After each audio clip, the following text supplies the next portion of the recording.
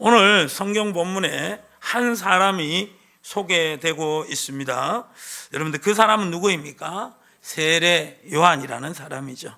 세례 요한은 마태복음 11장 11절의 말씀에 보면은 예수님께서 아주 칭찬하셨던 사람입니다. 다 같이 한번 읽어봅니다. 시작.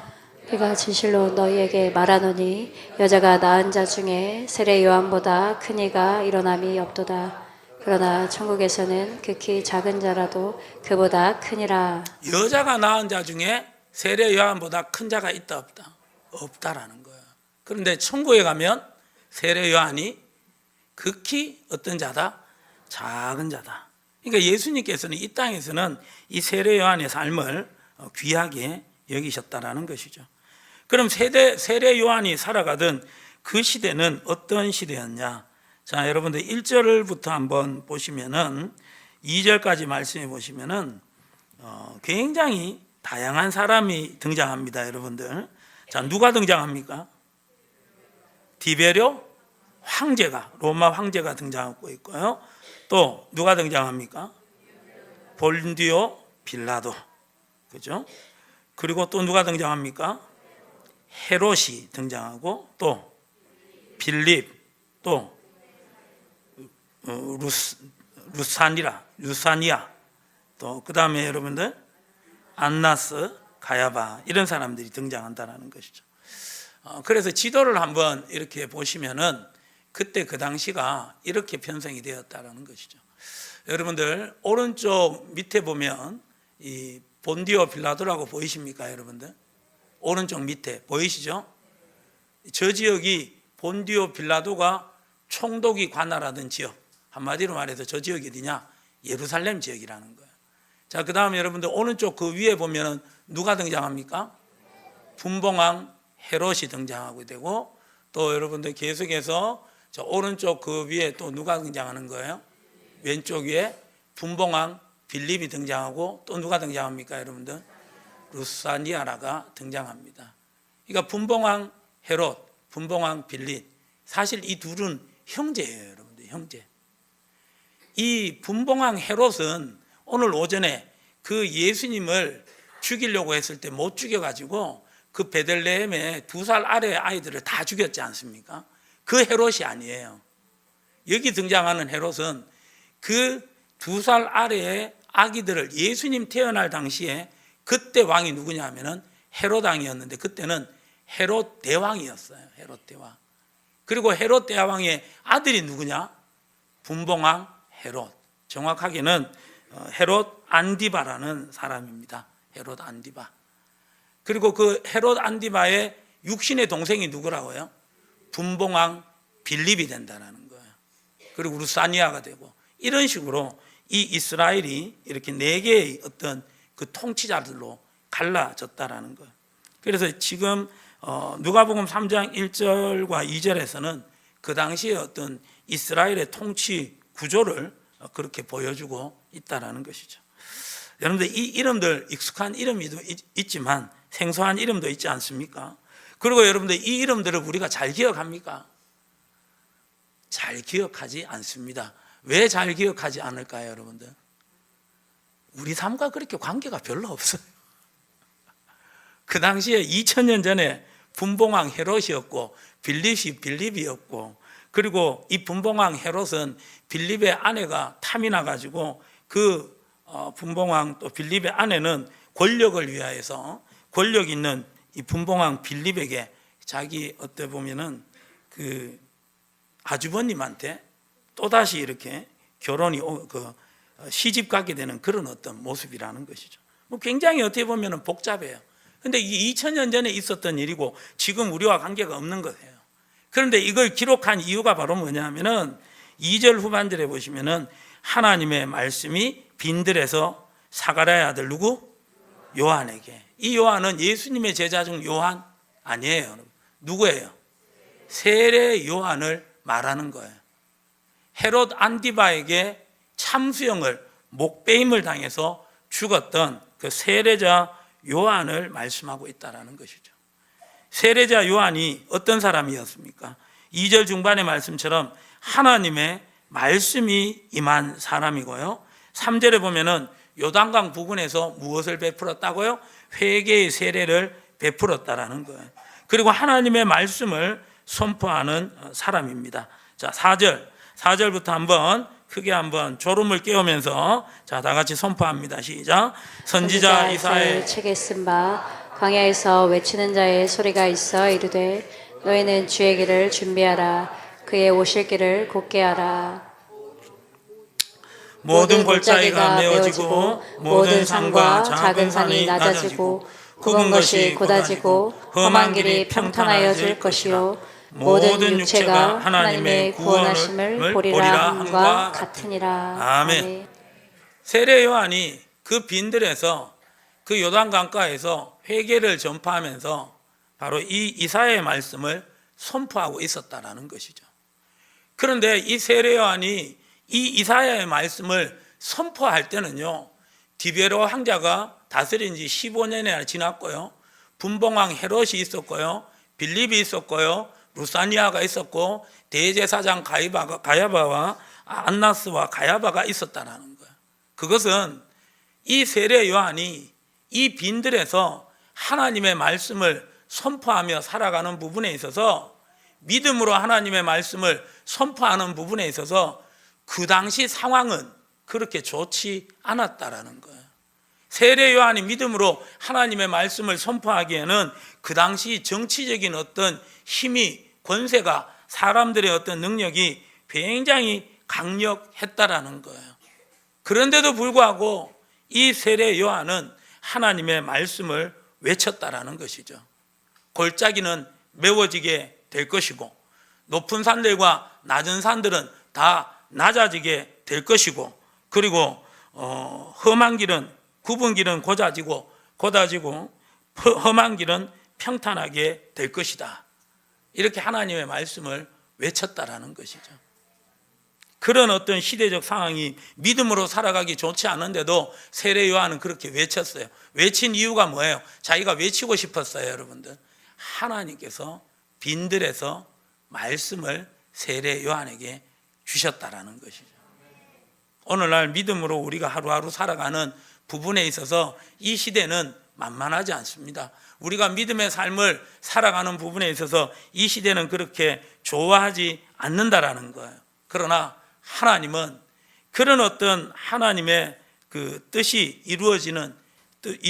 이루어지기를 원하면서 하나님의 사람들이 믿음으로 살아가지만 그렇게 이 세상은 그렇게 그런 믿음의 삶을 좋아하지 않는다라는 거예요. 그 가운데서도 우리는 세례 요한처럼 다짐해야 되는 줄 믿습니다. 하나님의 말씀으로 믿음으로 살아가기라 다짐할 수 있기를 소망합니다. 다윗이 골리앗과 같은 그런 어떤 두려움 가운데서, 무서움 가운데서도 하나님의 그 함께 하심을 믿고 돌을 던졌을 때 골리앗을 무찌르는 믿음의 역사가 일어난 줄 믿습니다. 믿음의 어둠의 시대에 하나님은 그런 우리를 원하신다라는 것이죠. 물론 우리가 세례 요한처럼 다윗처럼 그렇게 살아가는 것은 만만하지 않습니다. 그러나 그렇게 살아가기로 저 문을 열고 나가면 또 어떻게 될지 모르더라도 오늘 이 말씀을 받을 때는 내가 그런 믿음의 삶을 살아가리라 다짐하고 결단할 수 있기를 소망합니다. 사막에 비가 내리지 않는 이유가 무엇일까요? 사막에 비가 내리지 않는 것은 사막에서 땅에서 수증기가 올라가지 않는다라는 거예요. 수분이 올라가지 않으니까 사막에는 비가 내릴 수가 없다라는 것이죠. 우리가 이 세상이 믿음으로 살아가는 부분에 있어서 힘들고 어렵다고 여러분들 우리가 이 세상에서 숨어버린다면 이 세상은 점점 어두워질 것이고요. 영적인 어떤 그 꽁꽁 얼은 빙하기를 맞이하게 될 것입니다. 그러나 우리가 그리스도인이라는 것을 부끄러워하지 않고 그리스도인이라는 것을 자랑하게 될 때 여러분들 이 골리앗과 같은 이 세계 안에서 다윗처럼 살아갈 수 있게 되는 줄 믿습니다. 왜요? 하나님이 우리를 도우시는 줄 믿습니다. 우리의 힘으로는 절대 그렇게 살아갈 수가 없다라는 거예요. 그러나 하나님이 도우시는 줄 믿습니다. 그래서 이 믿음으로 살아가기 힘든 이 시대 가운데서 우리가 믿음의 사람 세례 요한처럼 또 믿음의 사람 다윗처럼 살아가기 위하여서 우리가 꼭 극복해야 되는 것이 있는데, 그게 바로 뭐냐 하면은 메뚜기 컴플렉스를 극복해야 된다는 거예요. 메뚜기 컴플렉스. 여러분 어디에 나오는 이야기일까요? 그렇죠, 여러분들. 바로 민수기 13장에 나오지 않습니까? 이스라엘 백성들이 출애굽을 했어요. 그러는 가운데 이제 시내산에 도착을 했어요. 그리고 가데스 바네아 평지에서 가나안 땅으로 정탐꾼을 보내게 되는데 12명의 정탐꾼이 돌아와서 보고를 하는데 2명은 긍정적인 보고를 하는데 나머지 10명은 부정적인 보고를 한다라는 거예요. 정말 그 가나안 땅을 정탐해 보니까 적과 꿀이 흐르는 땅이 맞다라는 거예요. 그런데 그곳에 사는 거인 족속들을 볼 때 우리는 뭐 같이 느껴진다? 메뚜기 같이 느껴진다라는 거예요. 그러니까 적과 꿀이 흐르는 가나안 땅이라고 할지라도, 하나님이 약속하신 땅이라고 할지라도 우리가 저 가나안 땅을 절대 정복할 수 없다. 그 가나안 땅에 사는 거인 족속들에 비해서 우리는 메뚜기 같기 때문에 우리는 저 땅에 들어가면 무조건 죽을 수밖에 없다. 그러면서 다시 애굽으로 돌아가자고 하면서 하나님을 마음을 힘들게 하고 하나님을 분노하게 만들었던 그런 일이 있었다는데, 그게 바로 메뚜기 컴플렉스라는 거예요. 우리가 믿음으로 이 암울한 어둠의 세상을, 사망의 세상에서 살아가는 부분 만만하지 않다라는 거예요. 메뚜기 같다라는 거예요. 연말이 되면 교회들마다 몸살을 합니다. 무엇 때문에 몸살을 하는지 아세요? 교육기관마다 일꾼들을 여러분들 찾기 위해서 몸살을 한다라는 것이죠. 그래서 권사님들이, 집사님들이, 기존 교사님들이 많이 권면을 하지 않습니까? 교사 좀 해보라고. 그러는 가운데 집사님 보는 눈이 있네. 이제 왜 이제서 왔어? 내가 기다리고 있었어. 이렇게 하면서 여러분들 덜컥 일꾼으로 여러분들 자원하시는 분 보셨어요, 여러분들? 없어요, 여러분들. 대부분 저는 능력이 없어서, 저는 뭐 이렇게 말 주변이 없어서, 저는 부끄러움이 많아서 이 모양 저 모양으로 다 안 된다라는 거예요. 겸손의 어떤 모습이라는 거죠. 그런데 그것은 여러분들 겸손을 가장한 메뚜기 컴플렉스라고 할 수가 있다는 것이죠. 기존의 교사 선생님들 더욱더 내년에도 열심히 해주시기를 바랍니다. 아멘. 교육기관 부분에 있어서 마음을 같이 하시고 온 교회가 교사라는 생각으로 여러분들 자원하여서 또 일꾼으로 지원해 주실 수 있기를 소망합니다. 저는 여러분들 찬양팀도 중요하고 방송도 중요하고 여러분들 운전도 중요하고 성가대도 중요하지만 제가 가장 우선적으로 두는 기관은 무슨 기관입니까, 여러분들? 교육부 기관입니다. 그래서 교육부 기관이 활성화되지 않는다면은 우리 교회의 미래는 없는 거예요, 여러분들. 이 세상에 그냥 수많은 교회들 중에 그냥 한 교회로 그냥 끝나는 거예요.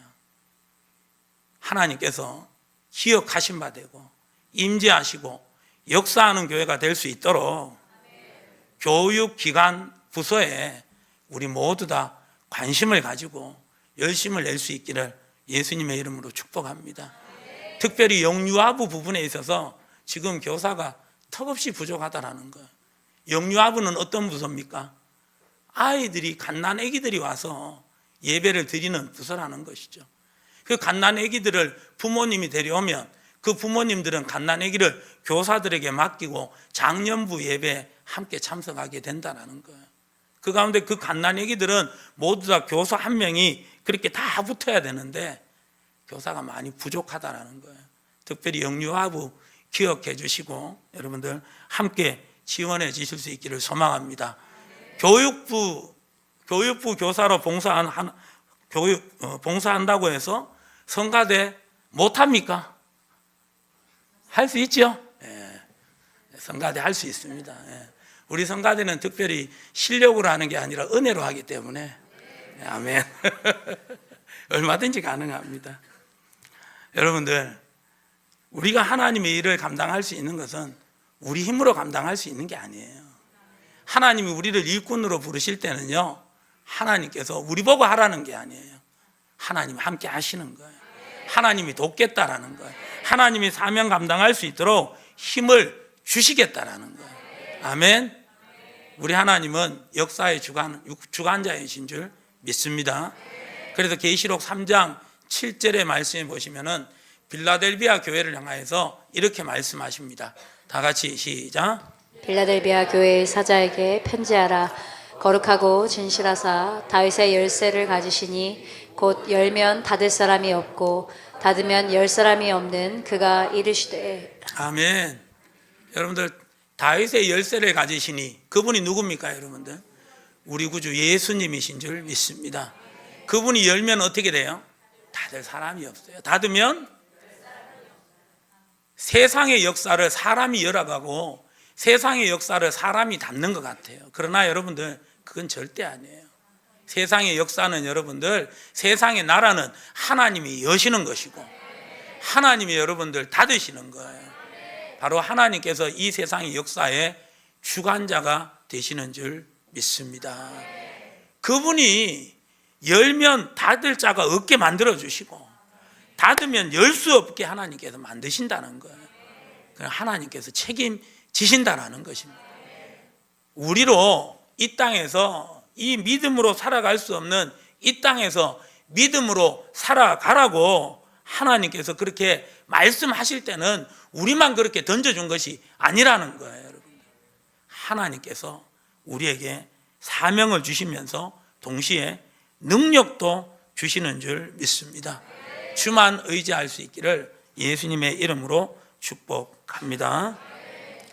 베이비 붐 세대라고 했어요. 혹은 베이비 부머 세대라고 하는데 혹시 아세요, 여러분들? 이 세대는요, 전쟁 1950년 그 6.25 전쟁 이후로부터 시작해서 1960년대 초반까지의 세대라는 거예요.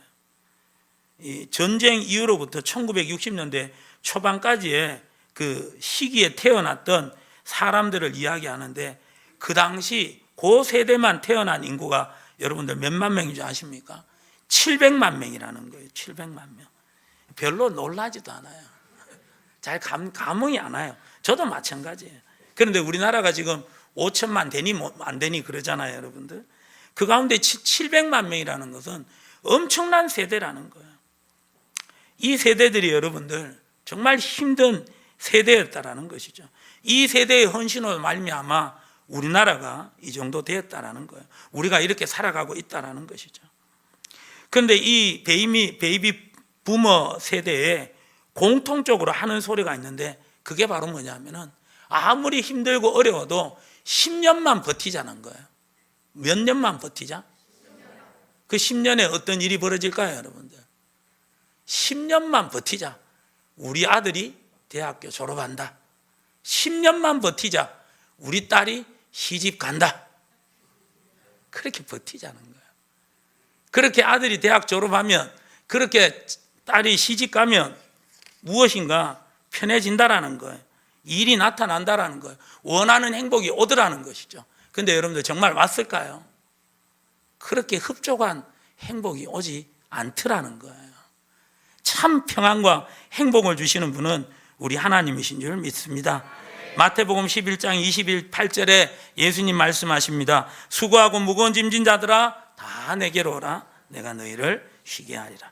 요한복음 4장 13절 14절 예수께서 대답하여 이르시되 시작. 이 물을 마시는 자마다 다시 목마르려니와 내가 주는 물을 마시는 자는 영원히 목마르지 아니하리니 내가 주는 물은 그 속에서 영생하도록 솟아나는 샘물이 되리라. 이사야서 55장 1절 2절 시작.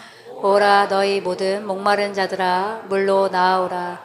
돈 없는 자도 오라. 너희는 와서 사 먹되 값없이 와서 포도주와 젖을 사라. 너희가 어찌하여 양식이 아닌 것을 위하여 은을 달아주며 배부르게 하지 못할 것을 위하여 수고하느냐. 내게 듣고 들을지어다. 그리하면 너희가 좋은 것을 먹을 것이며 너희 자신들이 기름진 것으로 즐거움을 얻으리라. 아멘.